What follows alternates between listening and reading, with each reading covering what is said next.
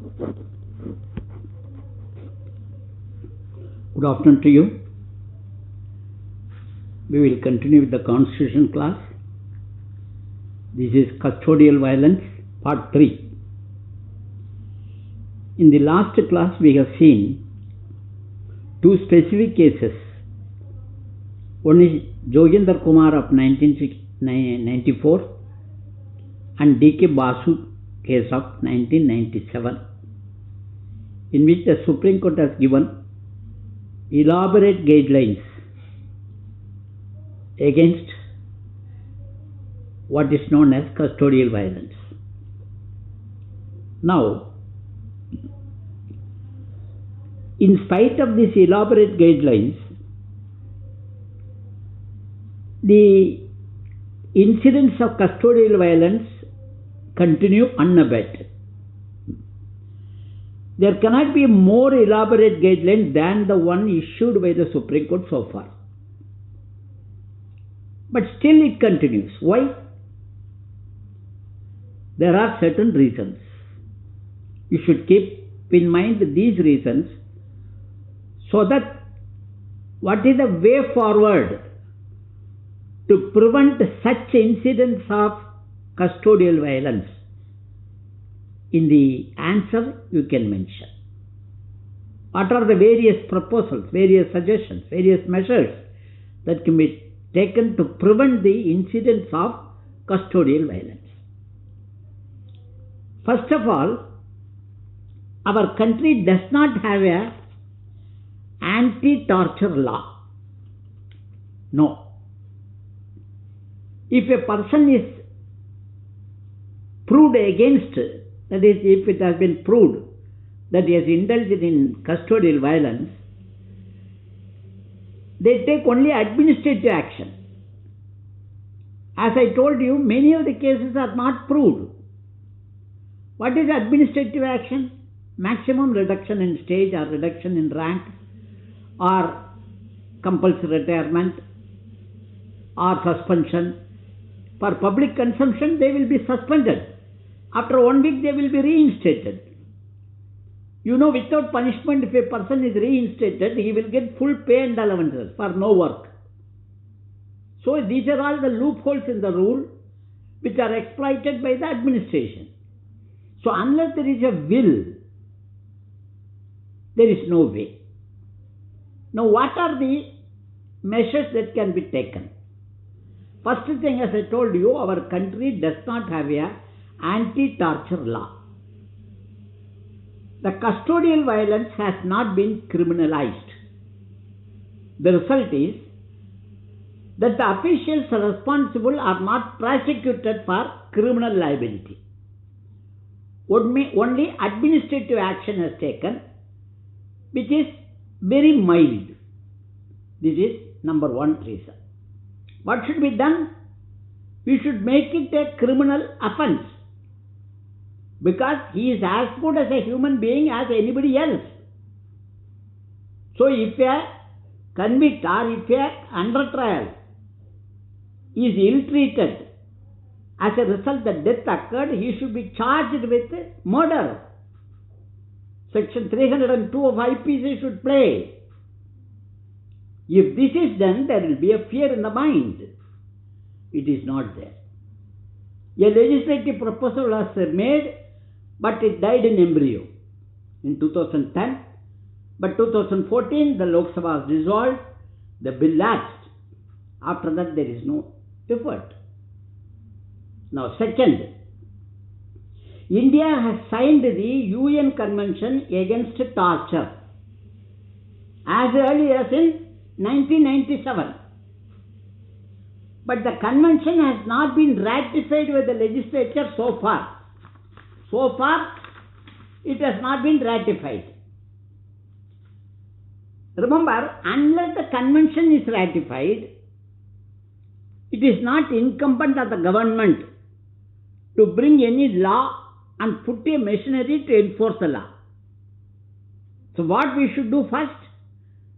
The UN Convention Against Torture in 1997, even though it has been India has been the signatory, it has not been ratified. The first job is it should be ratified by the country, and a law should be brought, and a machinery should be set up to identify and take penal action against such incidents of murder. This is number 2. No doubt, Section 41 of CRPC has been amended in 2009 to include several safeguards which have been identified by the Supreme Court. But unfortunately, these are all only guidelines. The extent of implementation is poor. One reason is that the investigation, remember, who is investigating? The police. Who is prosecuting? The police. Who is in charge of law and order? Police. So, all the three wings should be separated. The person investigating and the person prosecuting has a clash of interest, conflict of interest. So, it is better to investigation is separated from the prosecution. This should be thought of. Then, as per the law, the medical examination of the person arrested should be done, which is to be brought to the notice of the magistrate. Normally, this is ignored. In many of the cases, you might have seen. An under trial of person cannot remain in judicial custody beyond half of the period of the maximum penalty stipulated for the offence for which he is charged. This is hardly followed. For instance, let us say a person was arrested for theft. Let us say, what is the maximum penalty for theft? 3 years. And he has been put on under trial, and no charge sheet has been filed, and he has been in custody for more than 3 years. It is absurd. Even if the charge is proved, he would have been released after 3 years. So, the CRPC says that if he had already spent half of the maximum punishment, then he should be released on his own security. Remember, he should be released on his own security. This has to be implemented sincerely.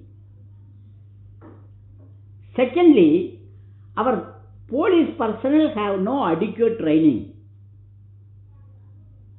They are value neutral, especially no ethical values. They are heavily overlooked. They are heavily overworked. Have you ever seen the family of a policeman? How sad their condition. Do you know how many hours he is working for a day? More than 18 hours, 16 hours. They move with the criminals. They also have family. They also have children. They also want their children to be brought up in a congenial atmosphere and become a great officers up to IPS level, direct recruit. You see any policeman, their condition of service is very, very, very poor. And they don't have any training. And we have only 131 policemen for 1 lakh population. 131 policemen for 1 lakh population. What is the UN recommendation? 220 policemen per 1 lakh population. So, we have a heavy shortage of police. The service conditions of the police are pathetic. Whether it is working hours, whether it is accommodation facilities, or grant of leave, or grant of fringe benefits, or status in the society. Normally, policemen never get accommodation on rent. Or how they are treated by the superior officers. Have you ever seen? Very sad position. True, they are grossly negligent, they misuse they're highly corrupt, etc. That is true. But you have to see them. You should give the devil also, it should share. Corruption in police is too well known. Need not be elaborated. What is the result? Motivated arrest. You know, most of the victims are from marginalized section of people. SC, ST, destitute, women, socio-economic profile of the prisoners speak volume. So this is the position. Now, another problem is prison reforms. Prisons are overcrowded. There are no even rudimentary basic facilities for the prisoners. Most of the prisoners are treated inhuman way. Most importantly, the access to prisoners is extremely limited. If a person wants to see a prisoner, he has to deposit 1 lakh rupees as security. Which poor man in India has 1 lakh rupees to be deposited to see his relative who is under trial and imprisoned?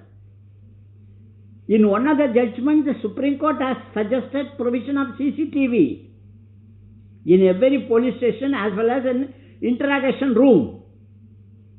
Nothing, it has not been implemented, only rarely. Access to prisoners by independent persons for inspection should be made mandatory. Not done. Surprise inspection by non-official visitors should be made. It is not done. In short, according to my view, the country needs police reforms more than economic reforms, more than political reforms, more than social reforms. Police reforms are the most necessary thing in India. Because even after Britishers left, 70 years after, every common man is afraid of khaki. They are not respected, they are feared. They are feared upon. So in spite of their hard work, you say, everybody, if there is a murder, you say it should be entrusted to the CBI. CBI is manned by the people from heaven. They are also people on deputation from the police force. So you should gain faith, you should gain confidence of the people. Their service conditions, when they are 18 hours, out of 24 hours, 18 hours on duty, they should have a peace of mind. Their family should be well placed. Their children should be given adequate education, free admission. So, the police reforms are the must. So, you should keep these things in your mind and attempt essay answer or whatever 15 marks or 20 marks in the ethics or in the paper 3, the GS3, you should write. Thank you. We will come to another topic tomorrow. Thank you. Thank you. With this, part 1, part 2, part 3, custodial violence is complete. Thank you very much. Thank you.